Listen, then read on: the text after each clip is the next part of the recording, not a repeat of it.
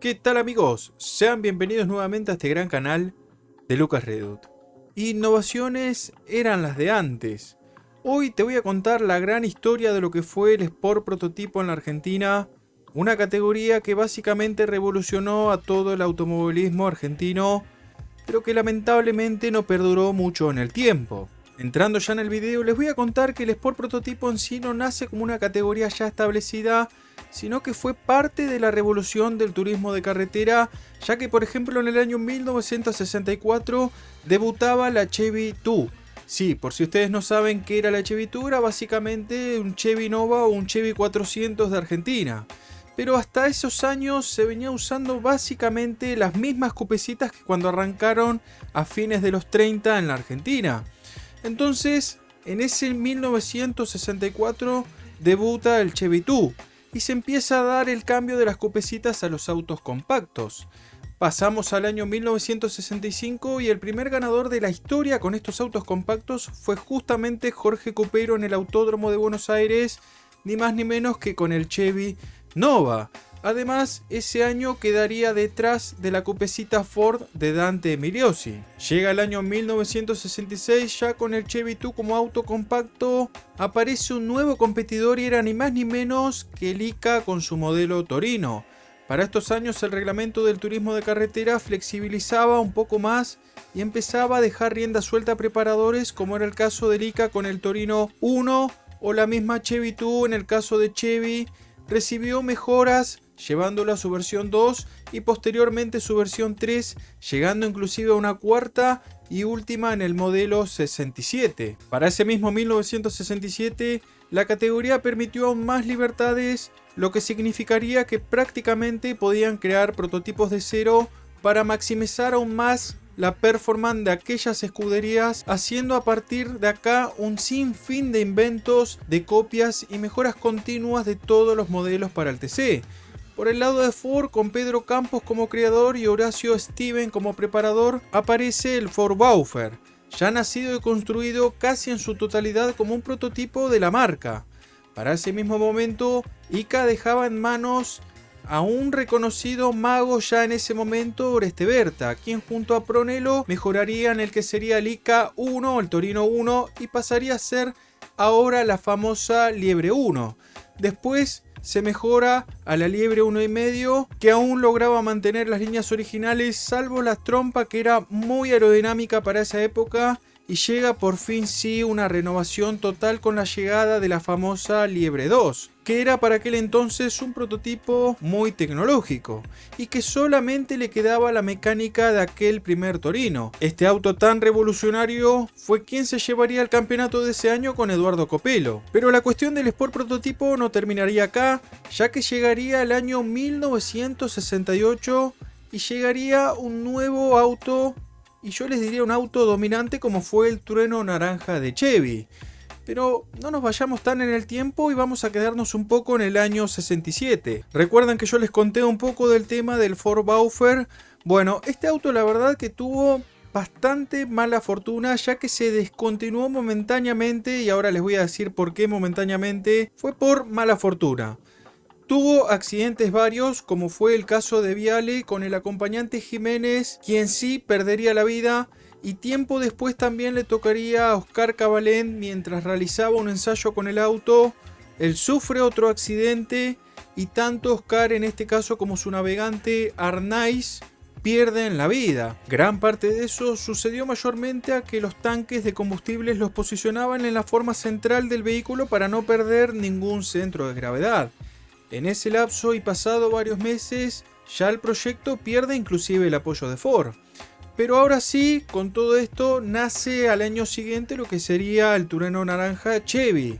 Y la clave de esta historia fue Pairetti, que venía de correr con un Barracuda Chevy y a partir de entender lo que veía ya algo desactualizado ese auto, vio con buenos ojos entonces aquel Baufer Ford para poder vencer a los torinos en aquella temporada. Así fue como le propuso a los creadores Steven rehacer el Baufer, pero dejando de lado el motor Ford y utilizando un motor Chevy desarrollado en aquel entonces por el ingeniero de General Motors, Ricardo Joseph.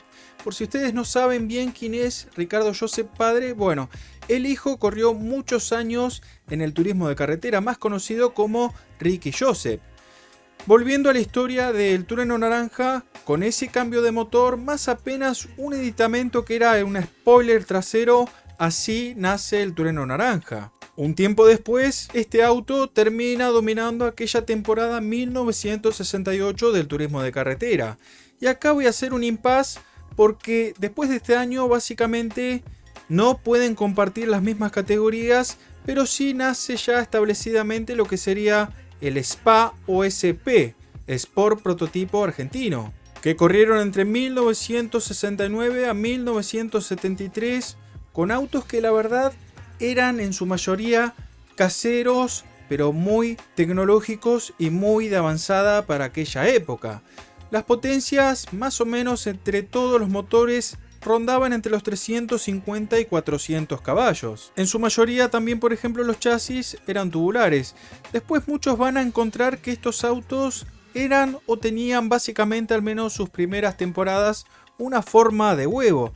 Y esto yo les voy a contar por qué se utilizó en lo que fue los principios del Sport Prototipo en la historia que les conté del turismo de carretera y ya cuando inclusive estaban establecidas como categoría tal.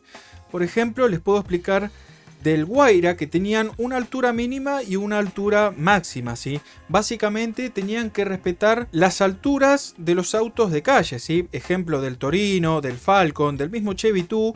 Entonces, en la época del turismo de carretera podían hacer invenciones, pero no podían bajar la altura. Por eso ustedes van a ver que tienen esas formas raras estos autos que estamos viendo acá en las fotos. Bueno, básicamente era por reglamento, gente. Tenían que tener una altura mínima y una altura máxima, tanto de lo que sería el habitáculo como del despeje al piso, etc. Entonces, ustedes van a ver que los autos en sí son bastante raros, pero no era porque los querían hacer a propósitos así, ya que eran inclusive aerodinámicamente no tan eficientes con esas jorobas, sino por una cuestión básicamente de reglamento y para poder seguir compitiendo al menos hasta sus primeros tiempos en el turismo de carretera. Ya cuando fueron establecidos con el Sport Prototipo, bueno, ya inclusive después aparecieron los autos tipo Spider, que son autos que si ustedes ven tendrían el habitáculo recortado, por así decirlo. Bueno, esos son los autos tipo Spider, como por ejemplo había sido el Ford McLaren y varios autos más, ¿sí? Y ya entrando un poco también en los autos que corrieron en sus distintos años, por ejemplo les puedo nombrar el Baufer, el Guaira, el Berta, el Chelco, bueno, el Trueno Spin, el Numa, el McLaren, la Liebre, Formisano, Martos y muchos más que seguramente me estoy olvidando.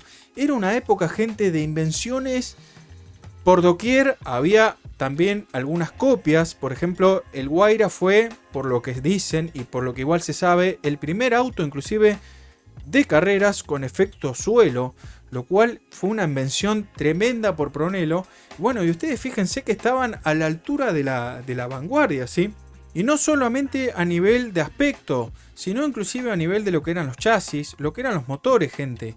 Estos autos, en su conjunto, estaban prácticamente a la par de lo que eran los prototipos de Europa. Si nos ponemos a pensar hoy en día, en Argentina sería imposible encontrar una categoría como estas. Es más, se sigue llamando hoy en día Sport Prototipo, pero hay que ser realista, gente, se perdió todo esto. Yo ahora voy a contar un poco también el final de esta categoría, porque yo también considero que se termina diluyendo esta categoría, pero bueno, vamos a pasar rápido a los campeones que hubo, porque en el año 69 fue Eduardo Copelo, por ejemplo, con un Numa Tornado. En el año 70, Néstor García Veiga con un Chelco Chevy.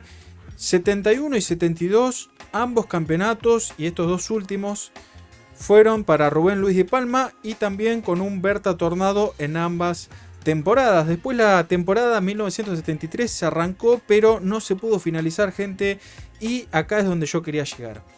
La Argentina en ese momento gozaba dentro de todo, o al menos para lo que era el automovilismo, de muy buena salud, de muy buena economía, pero la categoría esta tenía muchos gastos, ¿sí? Era una categoría mantener los autos muy caras. ¿sí? Esa era la realidad. Y básicamente yo creo que lo que terminó eliminando a este tipo de categorías, así como varias más, fue el tema económico, gente.